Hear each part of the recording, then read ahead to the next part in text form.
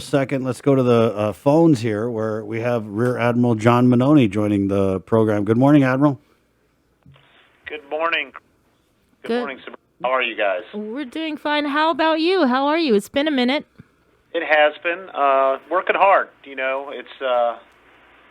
There's the standard work that you do every day, and then there's always new, interesting issues that pop up. It's kept me busy. Right on. And we'll just get right into it, Admiral. And I think one of the new and interesting issues that has definitely popped up over the last few days is this letter that the United Nations special rapporteurs have sent to the feds. I'm not sure which feds they sent it to, but basically, and I'm sure you know the story, is saying that the human rights of the indigenous Chamorros have been violated by this ongoing military buildup. I guess just first response to that, and then maybe if you could tell us what impact, if any, this letter will have on the current ongoing buildup. So, good question, Chris. So it is nascent in its in the process where that letter goes to and who handles it, and that's so far above my pay grade and outside of my role here that I'm not going to really comment on that type of stuff. I want to reassure everybody that the Department of Defense, specifically with construction activities, since the onset of this buildup, have been in strict compliance and adherence to the National Historic Preservation Act, the 2011 Programmatic Agreement, and federal laws. I mean, you know that we're a compliance-built organization, and we comply with policies and procedures. So that's what we do, and we try to be as transparent as possible with how we do those things. So hopefully that's helpful to answer that question. Admiral, I did want to also ask about because I know there was some media that was trying to FOIA more information about these recent burials of ancient Chamorro remains on the buildup grounds. Can you tell us anything about that? Because information has been basically non-existent out of the SHPO, and they kind of flipped it back on you guys to provide the info. So what, if anything, can you tell us about those burials, the ceremony, the process, or anything at all? So let me just talk to FOIA real quickly. Anybody can FOIA any federal government agency for information, and there's a process that's specific on how you do that. And when people FOIA for things, you can say, hey, I want all the emails related to the Navy, and that would take years for you to, because it's such a broad subject, and there would be a lot of back and forth before you could get those emails or correspondence to you.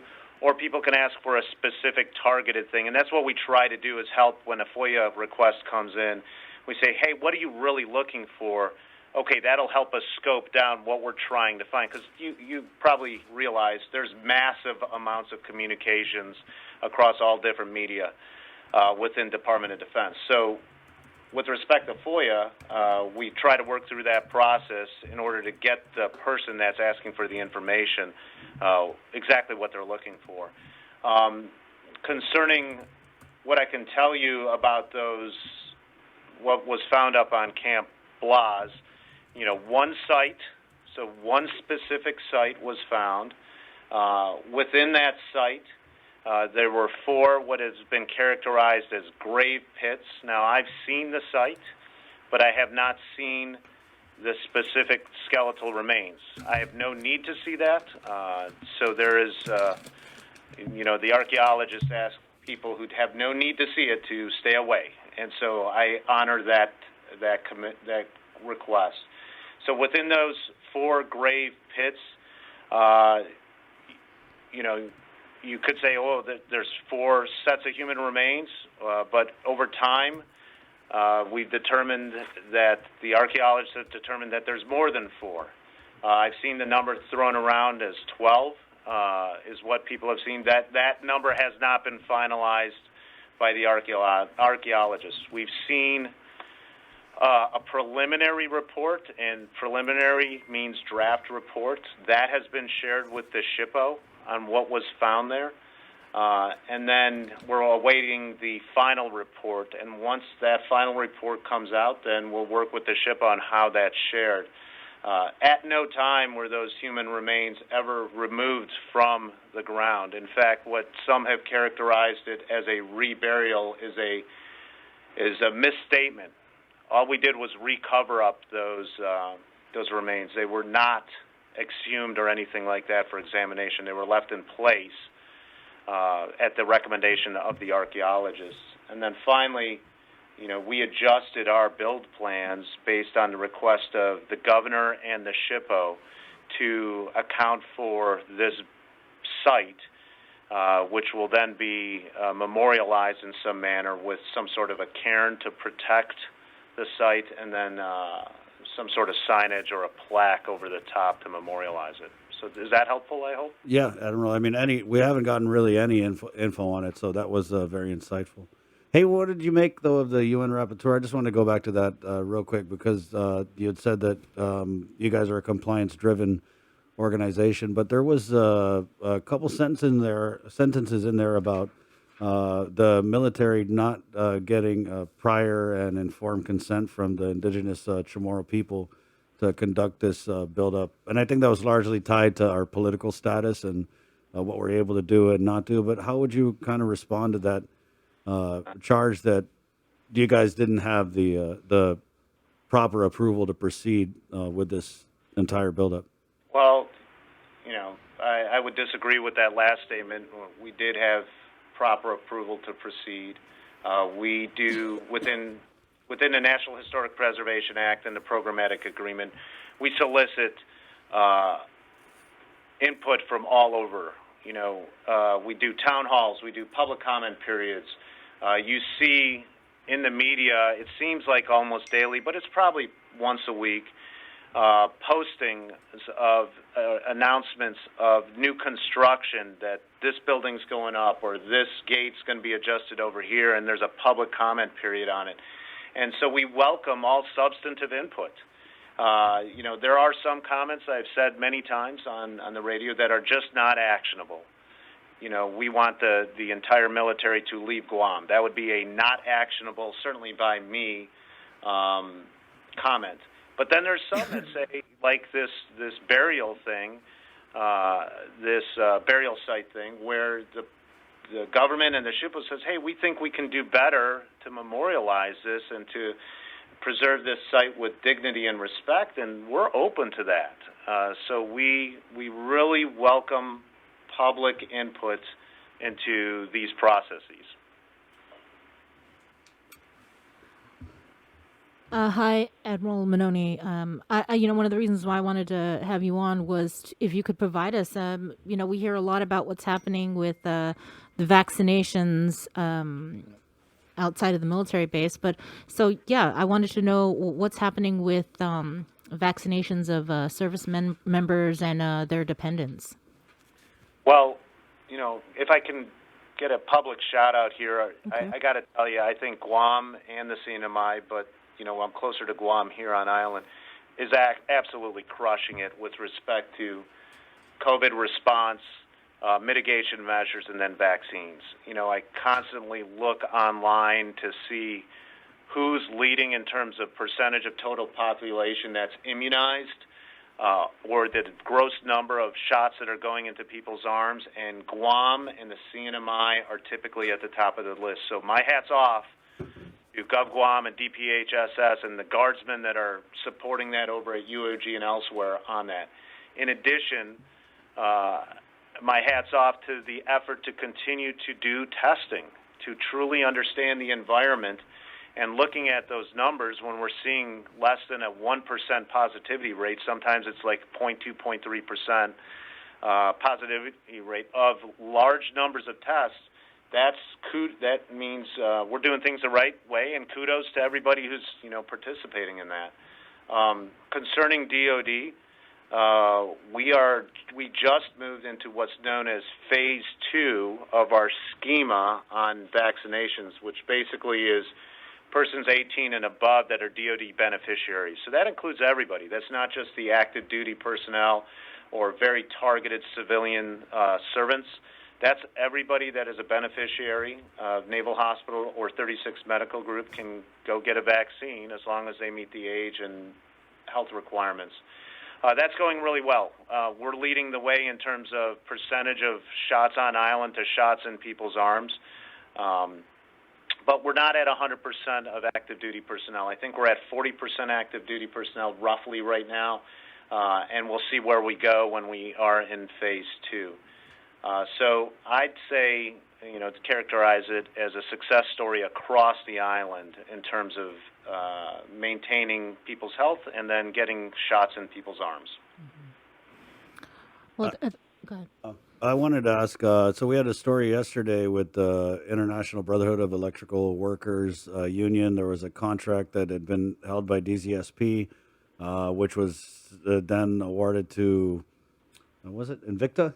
Invicta Defense LLC, based out of Texas. Right, and so the DZSP, I guess, with the union had a collective bargaining agreement, and from what the union rep was saying, senior employees and existing union members who had been with DZSP were supposed to be given preferential hiring treatment by the new contractor. But do you guys wade in on any of this stuff at all, or do you keep eyes on it, Admiral? We keep eyes on it, and we try to, in fact, we're obligated to ensure that anybody that we contract with adheres to federal law and federal regulations. So that's kind of our role. As far as, contractor labor disputes, we don't get involved in that specifically, and certainly that is not my role. I can't really comment on that part of it. Mm-hmm. Can you provide any updates on the TR, the Theodore Roosevelt? I want to say it was like, it's been a while since we heard any update on, I think it was a sailor or sailors that were flown here or medevaced here. Sure. So Theodore Roosevelt, which is Guam's aircraft carrier, I think I've heard it characterized as. I think it was in March, early March or late February, during surveillance testing. So we test some percentage of the crew every week on our ships and in our commands to make sure that we're keeping whatever infections at bay. On a surveillance test, an individual was identified as being COVID positive. Now that individual was asymptomatic, had no issues, but kind of was tested and COVID positive, goes into some sort of isolation. They do contact tracing, and they ended up finding 2 additional sailors that were COVID positive. Again, all asymptomatic. Those 3 sailors, out of an abundance of caution, were flown off the ship and were seen at Naval Hospital Guam and then isolated on Naval Base Guam, and none of them ever showed symptoms. And they are now, considered fully recovered. The ship actually tested pretty much every other sailor on that ship. So I don't have the exact number in front of me, but it's thousands. Mm-hmm. They didn't find a single COVID positive out of the rest of the ship. That ship has stayed at sea. It has come by Guam here and there to pick up supplies and things of that nature, spare parts, maybe some personnel transfers. But that ship stayed on mission and is out there kicking butt right now. Are the sailors back on the TR that were flown here? I don't have I imagine they are, but I don't have that information in front of me. Mm-hmm. Sorry, Sabrina. No problem. I wanted to know if you were able to talk about this, the PDI, the Pacific Deterrence Initiative. There were a few hearings in D.C. Last month with the Indo-Pacific Command Chief, talking about the PDI and the important role Guam plays with the threats from China. Sure. So, the Pacific Defense Initiative is similar in nature to the European Defense Initiative, where it's a funding stream that is provided to the theater commander. In this case, it would be Indo-Pacific Command, to resource initiatives across the theater that they determine are important to safety and security, and in our case out here, a free and open Indo-Pacific. So that's kind of the overall program, this Pacific Defense Initiative. And, you've heard me say this before, and I'll say it again. Guam is strategically important to the United States, to our military, to the people on Guam by virtue of its location way out here to the west and by virtue of its terrain. Being able to support multiple airfields, including the international airport, and a sheltered deepwater port. So it's very key terrain. And then from my perspective, and I know from Admiral Davidson's perspective, these are U.S. citizens. These are our people here on this island. So that's why it's important to us. So I'm very encouraged by his testimony where he advocated to the Congress on behalf of Guam. And he's trying to advocate to the Congress to get resources to best defend Guam, to keep it safe, and to deter any aggressors from trying to come and do bad things here. So I'm happy he said what he said, and I fully support that. I remember watching that and how you're right, he was defending Guam and expressing our importance. But I'm wondering if you could just explain, just in layman's terms, this Aegis ashore system. Sure. And I'm not going to go into details. Really, Right. It's a homeland defense system. One of those types of system has been characterized as Aegis ashore. And Aegis really is a system of systems that provides defense from airborne threats coming to Guam. The Aegis system has been used on U.S. Navy ships for more than 50 years. It's evolved. It was developed, I think, in the 60s, and it's evolved over that time, so much so that our allies are using this system also, very close allies out here in the Indo-Pacific theater. Essentially, it's a system of systems where you have radars, computer systems, sailors or soldiers or Marines or airmen manning those systems, and then some basically anti-missile systems, whether that is a missile to hit another missile, a directed energy system, or something else that hasn't been conceived of yet. So that kind of is it in layman's terms. It requires land. The intent is to put that land or put these systems on federal land that we have today. So think Naval Base Guam or Andersen Air Force Base. So hopefully that helps explain it a little bit better and maybe set aside any concerns at this point. But this Aegis ashore system, it differs from the THAAD, Right. Yeah. in that it provides a 360-degree shield. Is that right? That is true. And what the Aegis system, as I said, it's been developed over 50 years.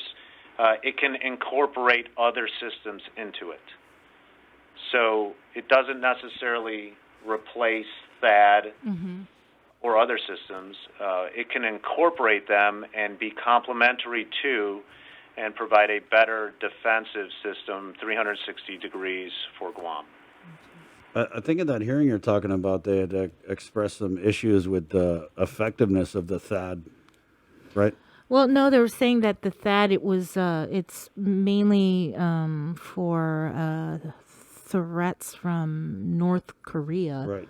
where the Aegis, and I think it just points. It or shoots something a missile to a missile. from North Korea, where Aegis would be like all around. I think. Admiral, I wanted to just go back to the public comment and input. So this is one of the big concerns and issues being raised by a lot of the activist community.